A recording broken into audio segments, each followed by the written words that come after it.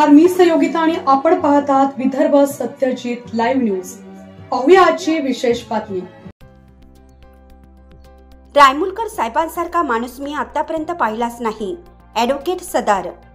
आग लागून ज्या दुकानांची राख रांगोळी झाली त्या दुकानदारांना रायमुलकर साहेब यांनी दिला आधार। एवढा दिलदार व माणुसकीबाज माणूस मी पाहिलाच नाही। मुस्लिम समाज बांधवांमध्ये निवडणुकीच्या वेळेस वेगळं वातावरण होतं, मात्र आज रोजी वेगळं वातावरण आहे। आपण पाहत आहात विदर्भ सत्यजित लाईव्ह न्यूज। आमचे मुख्य संपादक उद्धव फंगाळ माऊली यांनी दिलेल्या माहितीनुसार सन्माननीय माजी आमदार संजय रायमुलकर साहेब यांचा अपेक्षा नसतानाही विधानसभा निवडणुकीत पराभव झाला। मात्र रायमुलकर साहेबांवर प्रेम करणारी मायबाप जनता अजूनही मेहकर मतदारसंघात कायमच आहे, असं चित्र दररोज दिसून येत आहे। 29 मार्च रोजी मेहकर येथील बार असोसिएशनच्या वतीनं संजय रायमुलकर साहेब यांचा सत्कार समारंभ आयोजित करण्यात आला होता। यावेळी डोणगाव येथील ॲडव्होकेट सदार यांनी मार्गदर्शन करताना सांगितलं की संजय रायमुलकर साहेब हा माणूस एवढा दिलदार व माणुसकीबाज आहे की आमच्या डोणगावमध्ये 15 दिवसापूर्वी काही दुकाने जळाली होती। गोरगरिबांचे हाल सुरू होते। अशा बिकट परिस्थितीत संजय रायमुलकर साहेब यांनी राजकारण न करता कुठेही जात धर्म न पाहता ज्या लोकांची दुकाने जळाली होती त्या लोकांना स्वतःच्या खिशातून 10-10 हजार रुपये दिले।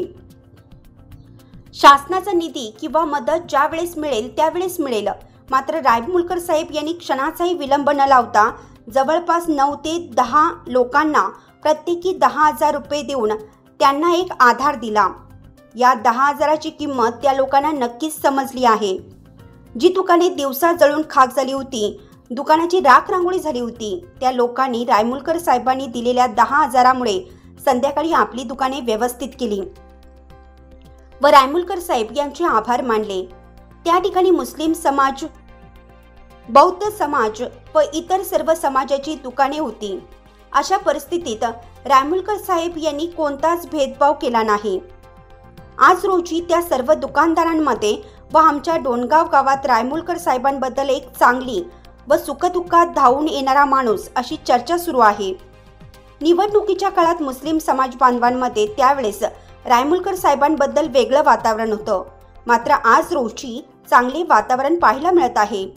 रायमुलकर साहेब यांचा जरी पराभव झाला असला तरी मात्र जनतेचं प्रेम त्यांच्यावर कायमच आहे, असे ॲडव्होकेट सदार यांनी सांगितलं।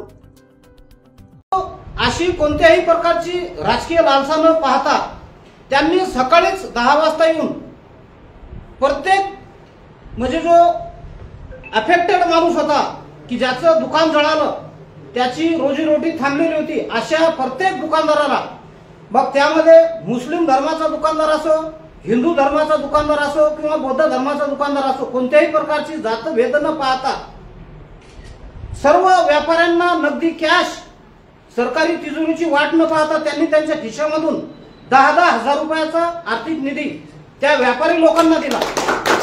सांगायचं झालं म्हणजे खूप मला अभिमान वाटला। मी त्यावेळेस तिथं हजर नव्हतो, मी कोर्टामध्ये होतो, परंतु मी 5 वाजता ऑफिसला गेल्याच्या नंतर तिथं सर्वत्र चर्चा होती की आमदार असावा तर कसा असावा।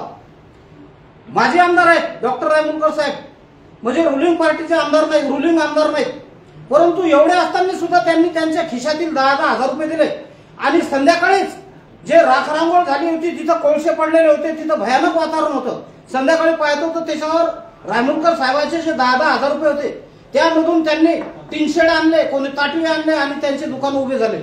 बघून मनाला खरोखर त्या बाजारामधील जेवढे लोक होते, मग ते व्यापारी कोणत्याही धर्माचे असो, त्यांनी आशीर्वाद डॉक्टर रायमुलकर साहेबांना दिले। म्हणजे सांगायचं झाल्यास की डॉक्टर रायमुलकर साहेबांनी त्यांची रोजीरोटी सुरू केली। अशा प्रकारचे जर कामं जर असे डॉक्टर रायमुलकर साहेब करत, जर सांगायचं झालं तर तुम्ही डोणगावमध्ये जाऊन पहा।